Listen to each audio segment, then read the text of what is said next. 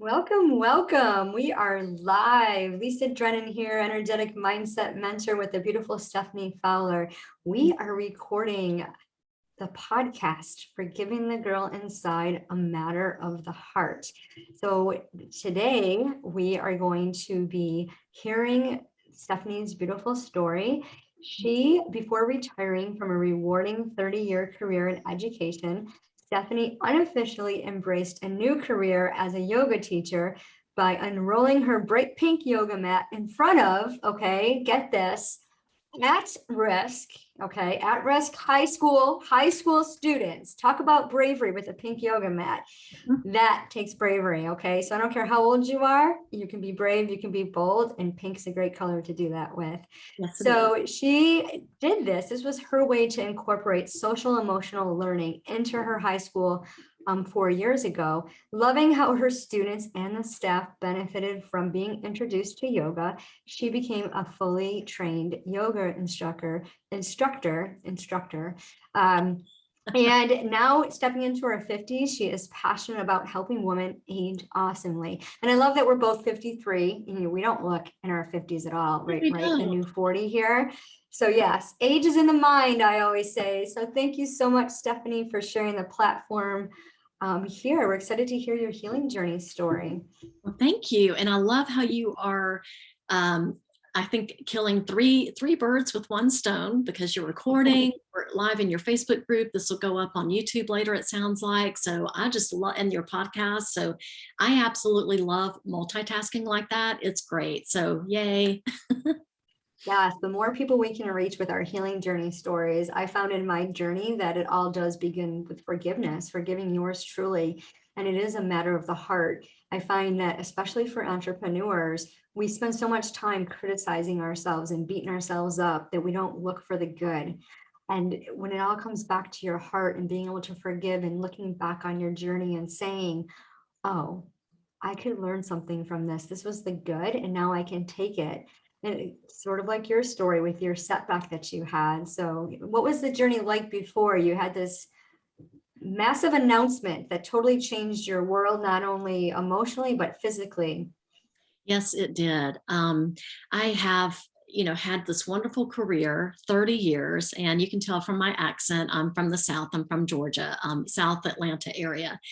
And I had a wonderful teaching career, finishing it out, honestly, by kind of picking up yoga and doing that in front of my students. It was a nice little segue from teaching and then starting to work on yoga with that being my second career field. And so I thought things were great. I worked 30 years. I'm just going to retire, do yoga when I want to. And you're right. I had a very big little bit of bad news just plop down in my lap when in 2 months after I retired, I went to go get a mammogram, and I previously had a diagnosis of LCIS in my right blood. No, let me say that again. Right breast. Goodness. Time out. But anyway, so I had a call back. And if any of you, if you're watching live or if you're watching this on replay and you've had a mammogram, so aside from all that lovely pressure and pulling and pushing and prodding, when you get that call back, it's never easy. It's never fun. And I'd had that experience a few times before. So, I thought, oh, great. So December, a couple of months after I retired, I get that call back. I go the next day and I get even more bad news. And so I ended up having a stereotactic in January of 2020. So we all know how 2020 turned out for everybody. And this is my personal 2020, to hear the news that I was going to have a lumpectomy on this side. And on top of that, they didn't get clean margins. And so I'd also had the genetic testing. My mother had passed away from ovarian cancer when I was 11, and I'm 53 now. And so, all of those factors kind of pushed in and analyzed. My breast specialist said that I was at 100% risk for having breast cancer. So I had that BRCA2 gene. And I guess with my mom, because that's hereditary, I guess it manifested as ovarian cancer for her. And for me, it was up here.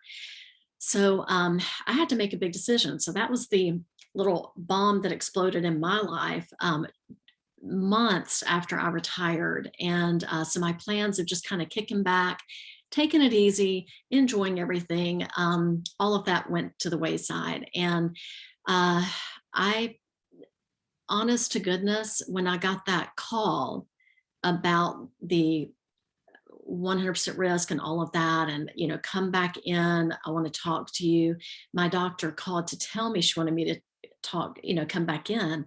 And when she called me, she went ahead and just told me the news. That's just the type of doctor she is. So I'm hearing this on the phone. And I just, when I got off the phone with her, I remember I was in our, what I call my kitchen nook.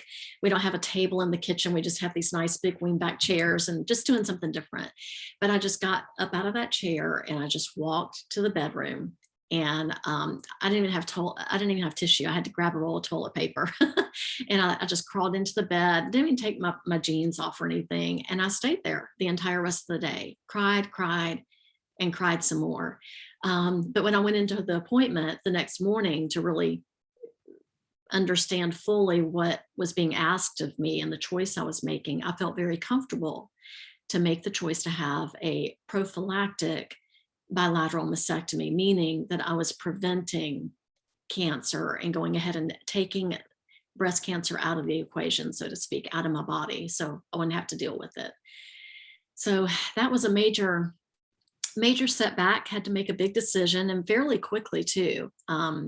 It was going to be sooner than later that I believe I would have developed cancer, because of the 4 years ago here, this happening so soon afterwards. And I felt that was the right decision, because they always analyze whatever they cut out of you and so forth.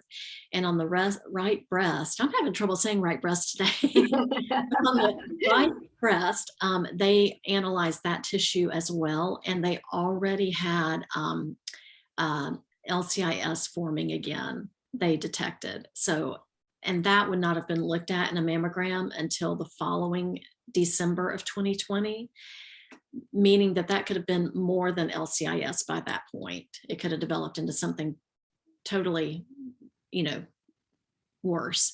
So, Right. so I felt like that was definitely the right thing to do, but you still have to go through things. It was a setback. It was a setback emotionally. It was a setback just mentally, and your mood. And 2020 was all that in a bag of what flavor? Orange juice and toothpaste flavored potato chips. And so having to deal with all the stuff that 2020 had in it for us anyway, and then my own personal things going on, and physically too. I teach yoga. I'm pretty fit. I'm active. I do things. I'm just a go-getter personality anyway. Young at heart. Maybe it's because I taught for so long and was always around, the kids. I know all the lingo. I know, I'll kid the kids and I'll say, "Hey, so and so, no cap," which is slang for no lie or whatever. But they would just giggle when I would say stuff like that. So I'm very silly. I'm just young at heart. And so to go the very next day after that surgery and not be able to move my arms at all, that was very disconcerting to me. I've literally felt like I was an alligator or like a T-Rex. That is what you have to go through, no matter what type of shape you may have been in previously before that surgery. And that was eye-opening for me, because I didn't see anything about that. And I'm a Googler. I like to know what's going to happen before it happens. If you're live or if you're watching this on recording, let me know. Are you that way? Do you like to kind of know what to expect? And I Googled. Absolutely. And I looked, and I Yeah. didn't see anything that just said the severity of what you would feel or the lack of mobility that you would have at first. So that was very scary. Yeah. And I have a couple of coworkers that had gone through that, and they never mentioned the immobility of the arms. And I just had rotator cuff surgery on August 4th, and the inability, like leading up to that, I couldn't move my arm in certain directions. And we talked beforehand about not being able to do certain yoga moves and hold a plank and things like that. And you never realize that when you go in for breast cancer, they do that surgery, or breast surgery rather, when they go in, that you said earlier, they cut those nerves, and that's it all connects. So I can't even imagine having, the emotional distraught associated with that, you had mentioned talking about going for your mammogram, and then, okay, you'll get your results, and then you get that phone call. It's like, oh, we need to have you come back in. That happened to me a few years ago, and I was angry. I'm Mhm. like, I've had a mammogram every single year. It doesn't run in my family. I'm not at risk. Why are they calling me back in? What did they see? I was like blaming all like the system. The technician was new. The equipment was wrong. I moved. I did something. Yeah. And I was really, really frustrated. And I still remember my attitude that day. It was just like, oh, they're probably just trying to get more insurance money from me. Because it was at the time when insurances were starting to nickel and dime everybody for every single thing. Like you got charged for the Band-Aid when you went into the hospital for the, the whatever. And but I was really scared. And I just remember sitting there waiting for that second mammogram to be done. And I'm like, please, I don't have the capability to deal with breast cancer and go through that. And just so the strength that you had to be able to go through and process it, and you knew your why, you Googled. And I think that's really important, when you could know the why and go after that and figure it out and say, okay, here's the worst scenario. In ULO, we talk about ready, set, go all the time and working through those fears. Here's the worst case scenario. Here's the least. So this may happen. But yeah, you're right. I've never, of the people that I know have had the surgery, never once have they ever said anything about the limitations, the healing process Yeah. afterwards. And I'm working with a functional nurse, and she was telling me that, I hope I say this word correctly, anesthesia,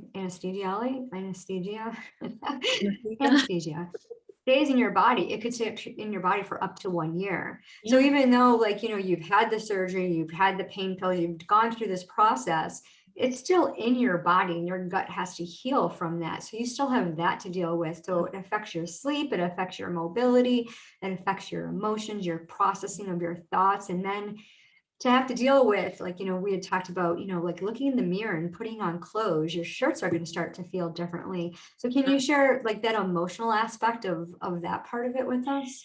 Yes, and something I did not mention earlier when I mentioned having this preventive double mastectomy was that I had to make a choice. And did I want implants?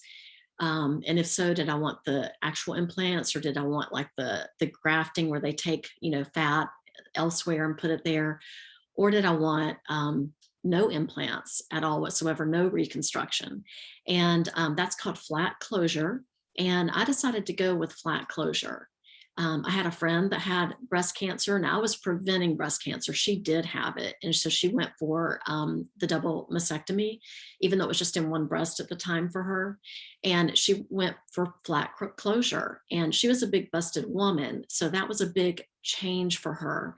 I was small breasted, um, but I still had, of course, it doesn't matter what size you are, you're still going to have those issues of, oh, I'm losing part of my femininity, part of my womanly shape and everything. But I felt like that was best for me, just to have that flat closure. My doctor was very thorough with me that next morning when I went in after I'd cried all day, in the bed with the toilet paper because I had no tissue box. Never when you need it, right? Exactly. And I felt comfortable. I talked with my husband. He was very supportive. Um, and I went in the next morning pretty sure I wanted to go with flat closure, because I had Googled and I learned all about what type of procedure they have to do with those implants and all of that. And I just felt like for me, that was my decision. But nevertheless, even though I had my mind made up for the most part, like 99%, my doctor was very thorough, and she had a full hour that she sat with me and went through, all three things that we could do with that surgery. And I really appreciated that. My friend that I know that, had that flat closure ahead of, before me, she told me, so if you do the flat closure, make sure they understand flat closure, because a lot of what has happened with women that are starting to do that, because it's becoming a little bit more um, of a common choice to have, is that some surgeons will not make it flat. They'll keep the skin kind of there. And their reasoning is, oh, she'll change her mind. But if you tell somebody this is what you want, that is your decision. And they don't need to, while you're knocked out on the operating table, make a choice for you. So Mhm. I just looked at my doctor the day of the surgery, and I said, okay, remember, flat closure. I don't want any excess skin because I'm done. This is going to be it. And she's like, I gotcha. And sure enough, and it looks great. The scars are just so symmetrical. And she told me, she's kind of kidding. She said, yeah, I would, and she's short like I am. And she said, yeah, I was on the stool and I would just kind of step back and, kind of look and make sure everything was in line. She said, I was a little bit OCD with it. And I said, well, I'm glad because it looks great. And of course, it's been a year and a half now, because that was February 2020. So now it's, we're in the middle of going toward the middle of October 2021. So it's been a year and a half, and the scars are fading out. I just feel it looks great, and it definitely having to, now I've got, my entire mobility back. Yay. So I'm not doing the T-Rex anymore. But you're right. It takes at least a year to heal from any type of major surgery. Partly, like you said, the anesthesia does linger a whole lot longer than you would ever think, number one. But there's always that therapy that you may have to go through depending on what type of surgery. Like, for instance, Mhm. your rotator cuff you mentioned, and then Yeah. mine. And then the other thing is, you have just had so much uh, damage to your body on the inside. Scar tissue has to form and heal and all of that. Um, I was really worried because at first, after a couple of weeks, I was still not making too much headway. And it worried me because I knew what I was capable of before the surgery. And I tell you, things are aligned sometimes. And I had a phone call, and it was from my insurance company. And this was a nice perk. So I think what you talked about with nickel and diming earlier, I think they kind of are trying to make up for that. And so my company had like a well nurse, checking in, and they've got wellness coaches too. And this was a nurse though.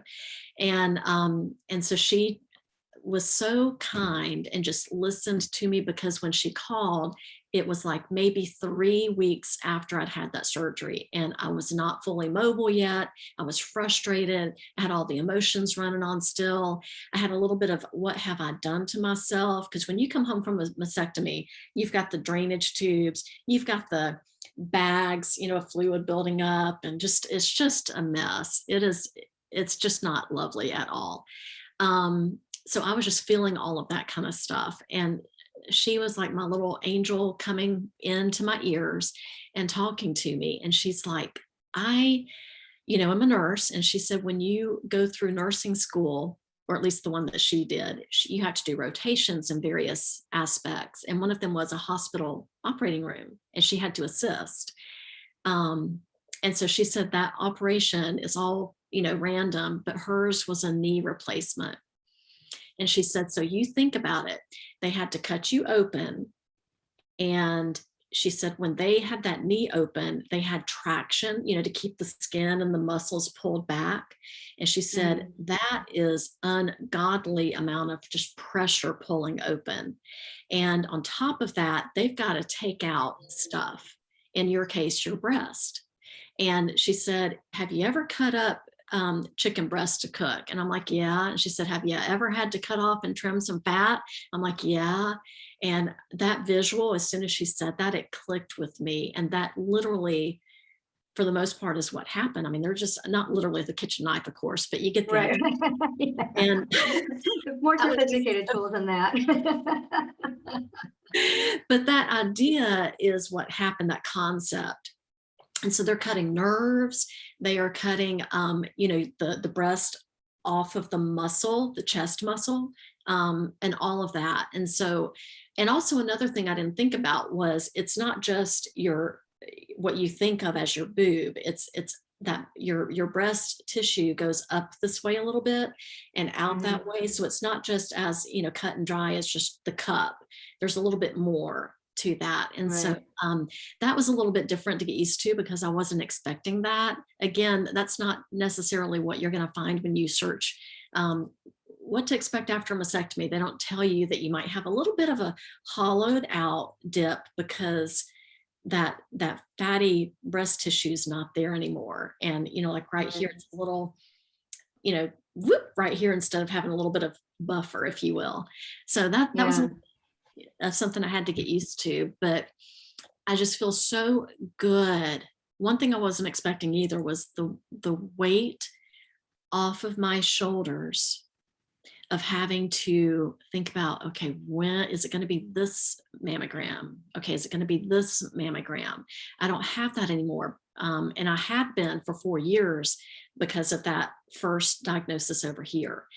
Because once you have a bad mammogram, especially if you have to go through with a lumpectomy, they have you on that every 6 months diagnostic mammogram, the one that's more, in depth. And so I don't have to worry about any of that. I'm done. I still go back though.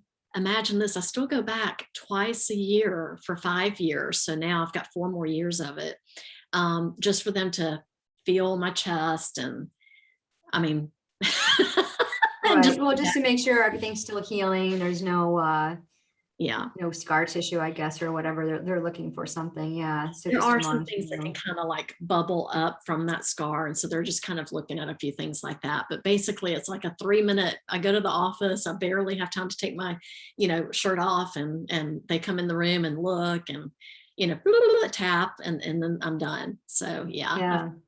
I think 3.5 more years of that, and then I'll be off of the list. Yeah. And I feel like such a weight has been lifted off my shoulders. It's great. But that was a huge setback for me. That was something totally unexpected. It wasn't in the cards for me. I was supposed to be retired and, going on weekend trips and just, reading beach reads every day. Relaxing and enjoying after your first of labor was paying off. So did this propel you to go into the wellness coaching business then? It did actually, and thank you for asking that. So I had started already doing some online yoga classes, via Zoom, because why not, right? I'd actually started that in December of 2019.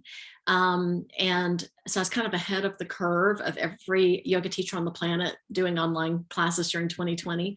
So I already had a nice little fan base from all the places around here locally in South Atlanta where I had been teaching in various locations. So I had that, but with this idea of me having to teach myself and do my own therapy because of the shutdowns and the physical therapy centers being closed, I felt like, I like that. And I like the idea of wellness. And I did have a little bit of depression here and there, early on, which is to be expected, partly because of this mastectomy issue, but also just, the shutdown. It was just so lonely. Everybody was so isolated. And I like doing challenges. I've actually got one starting tomorrow. I'll mention a little bit later, but one of the things I developed is a 15-day walking program, just social distance walking program was what I called it. And it was really popular, I think, because people needed that. And so everybody was checking in, in my Facebook group and on my Facebook page about, I walked today and all of that. And we motivated each other. And so I really liked that idea. And so that was not teaching yoga or meditation or anything like gratitude. It was more wellness oriented and staying active and mindset and mood and all of that. So that kind of got me into the idea of maybe I want to pursue that. So I did go online and get a wellness certification specifically for women. That's what I like to specialize in. And so now I also have a wellness practice as well. And of course, everything's virtual, but that way I can meet with women. And I feel like, we're older, we're mature, we are smart, we have wisdom, we have experience. We know what we're supposed to do. We don't have to have anybody tell us what to do.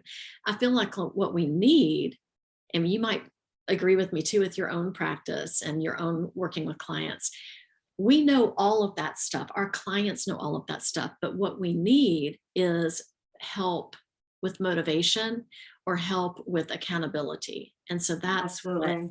I feel like we provide. So yeah, that's what I do now, and that's what inspired me to go into more of a wellness track. And again, my specialty is more of just in the midlife arena and time frame of our lives. That next chapter, the 40s, the 50s, on up into the 60s. That's my range of women that I tend to work with the most, and just helping them stay active, helping them stay, um, good with their confidence, building their strength.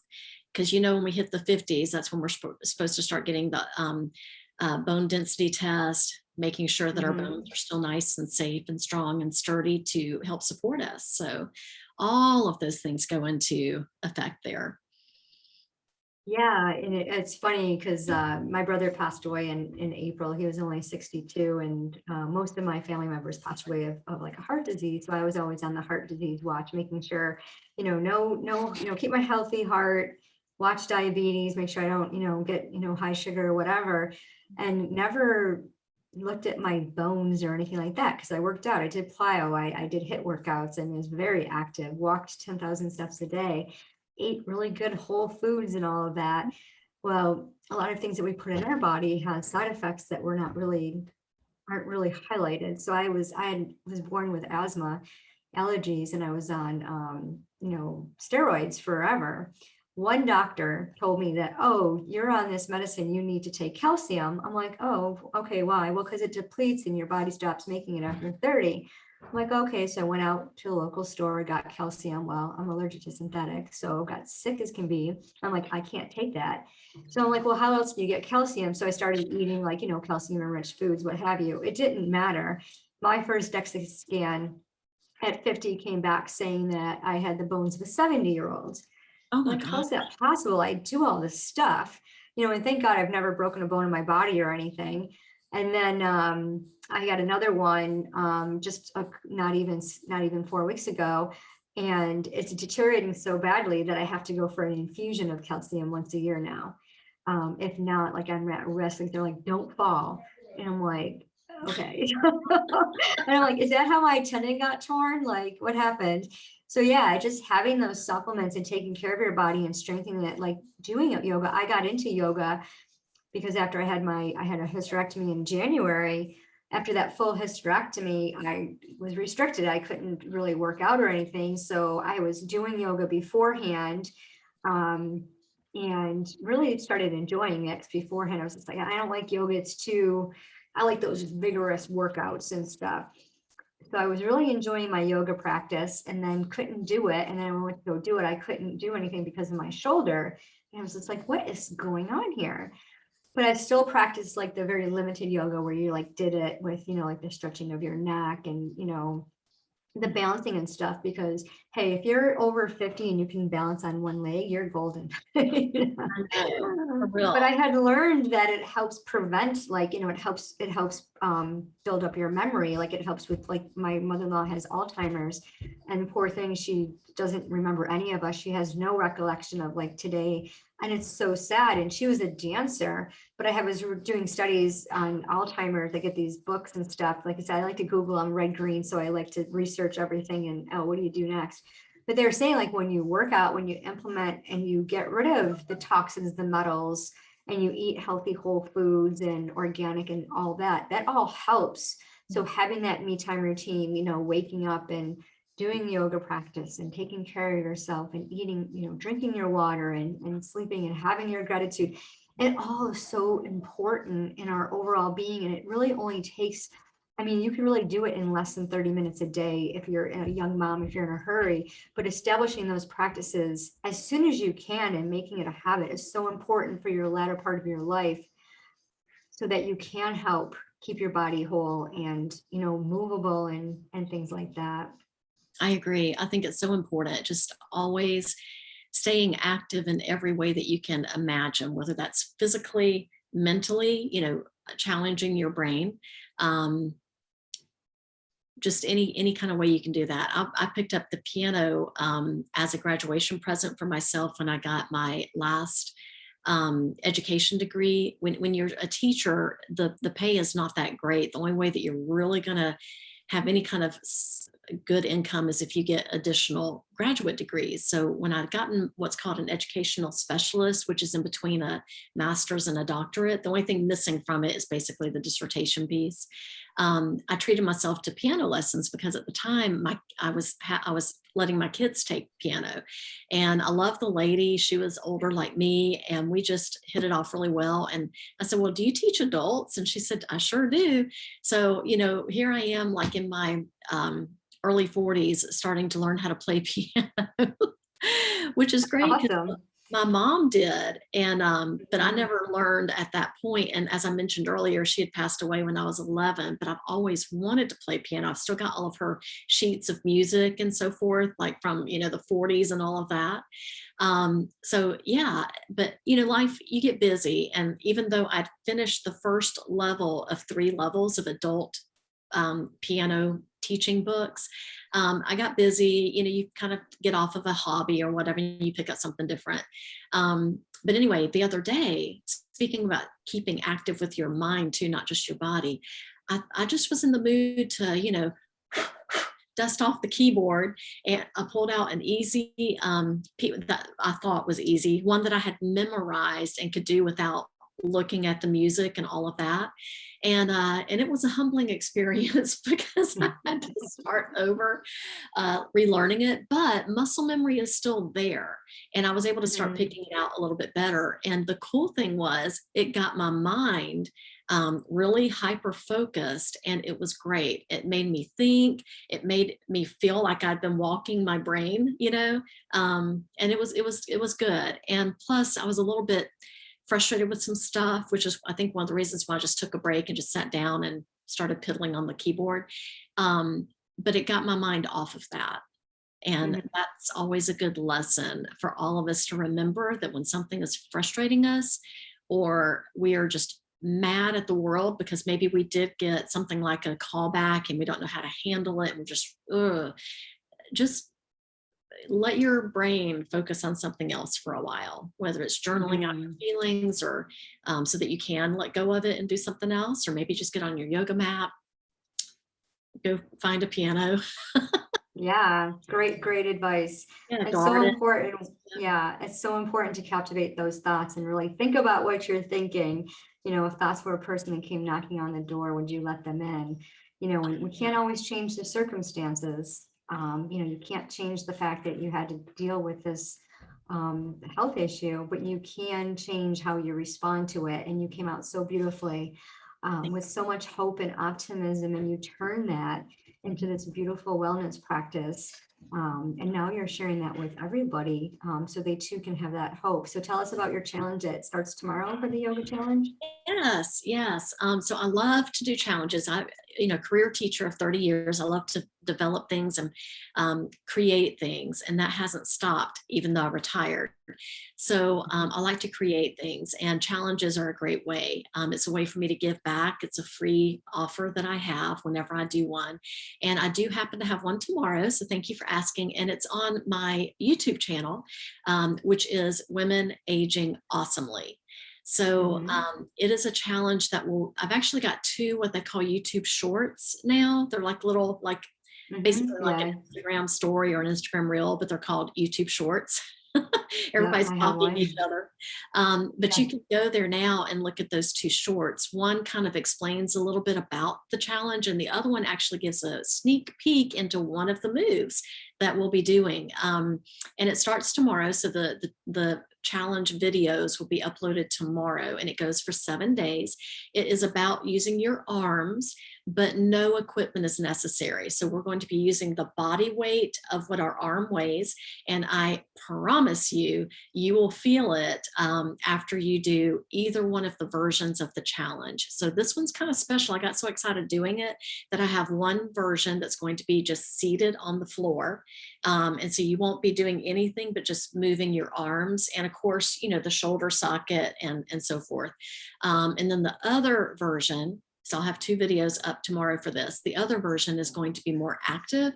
So we'll be doing those planks you talked about, A couple of things like that, because that will definitely build up arm strength, but it's more strenuous. And so I just wanted to have an easier version and then one that was a little bit more active. And the inspiration for that was that one of my clients, as a matter of fact, she slipped. You just never know when something's going to happen. And it kind of goes along Yeah. the theme of this: a setback leads to great comebacks. Well, her setback that she's currently going through is that she slipped on some water when she was going to check on her water heater in her apartment complex. She lives in Florida. So again, this, virtual wellness client of mine. Um, and so she's now, for the next 4 weeks, and that was a week ago. So she's got 4 more weeks of being in one of those, not cast, but just one of those really big braces that don't move. Mhm. So her leg is straight. And she's like, I am so glad that we have been working on a lot of things with our arms, because I've got the strength to use the crutches and this and that and the other. She said, but I still want to keep up with that. So I wish I could, do the wellness workouts on Saturday and the membership that I also have. And I said, well, you probably can't do all of that, but I can just make a challenge. So she was actually the inspiration for me to include two different versions of this: one more active, full body, but focusing on arms, and the other one is just arms only. So yeah, Women Aging Well, awesome. Awesomely. And it is going to be uploaded tomorrow. So, but you can go ahead and check out the channel and look at those two YouTube shorts. They're called. They're like, 30 seconds long each. Yeah. Yeah. I'm familiar with them. Yes. And we'll definitely put that description of the link in the description. So we'll have the links, also how to connect with you, visit your website, connect with you on social media. So thank you so much for being here and sharing your healing journey Absolutely. story, and how you use that just to overcome and have that beautiful outlook of just moving forward, regardless of how old you are. It doesn't matter. Exactly. So thank you. Well, thank you. I Yes, really and appreciate this. yeah, and thank you for joining us. If you are here live, say hi. We'll get to comments later. And if you're watching on YouTube or listening on your favorite podcast, be sure to leave a comment. Share this with whoever you know that would resonate with them. And if you'd like to leave a review as well. And if you'd like to be a guest, send me an email or a direct message. And remember, we're all on a healing journey. It's a matter of the heart.